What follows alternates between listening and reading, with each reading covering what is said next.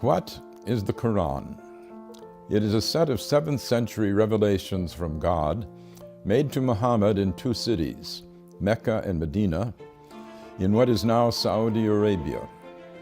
It heralds the truth that there is only one God, not the many gods still being worshipped in ancient Arabia.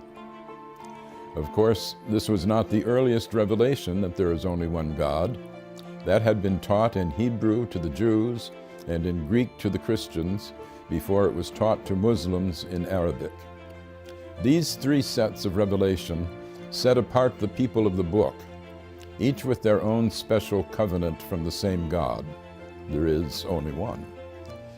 We believers in one God are on the same team, as it were, and should protect one another's places of worship, listed in the Qur'an as monasteries, churches, synagogues, and mosques, where God's name is much invoked.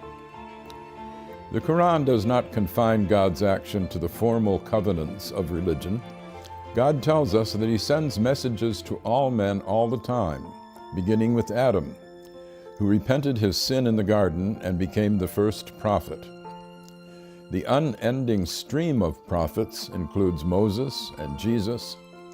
Muhammad himself is the seal of the prophets, not as canceling former covenants, but as confirming them. But the love of God is not brought only by human messengers in the Qur'an. Creation itself is a set of messages from God, which speak a divine code that we are told to decipher. God's intent can be seen in the beauty and power of the universe. Moses does not speak alone on the mountain speaks with him. Birds speak to Solomon. The world is constantly signaling to us, bringing us insights into the beauty and power of its maker.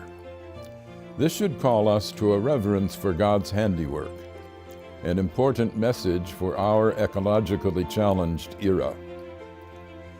The Qur'an has more of poetry in it than of legislation. It sets ethical norms while stressing the need for mercy in our dealings with God's fellow creatures. Force is allowed only for self-defense and never as a way of spreading religion.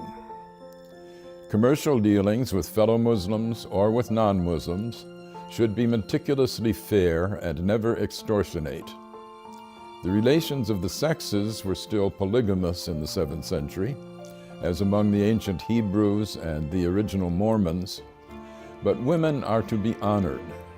In fact, the dowry that was paid to a husband's family by the bride's family in Europe was paid in the Qur'an directly to the bride, and she retains this bride right even if the husband divorces her or if she divorces him.